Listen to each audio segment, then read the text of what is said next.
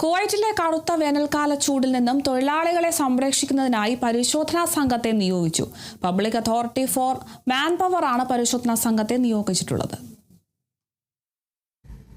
നിബന്ധനകളും നിർദ്ദേശങ്ങളുടെയും ഫലപ്രദമായ നിർവഹണത്തിന് സമൂഹ സഹകരണം അനിവാര്യമാണെന്ന് ഊന്നി പറഞ്ഞുകൊണ്ട് നിയന്ത്രിത സമയങ്ങളിൽ തുറസായ സ്ഥലങ്ങളിൽ ജോലി ചെയ്യുന്നതുമായി ബന്ധപ്പെട്ട് ഏതെങ്കിലും ലംഘനങ്ങൾ കണ്ടെത്തിയാൽ അത് പരിശോധനാ സംഘത്തിനെയോ അല്ലെങ്കിൽ മാൻ പവർ അതോറിറ്റിയോ അറിയിക്കണമെന്ന് പൊതുജനങ്ങളോട് അഭ്യർത്ഥിക്കുന്നു.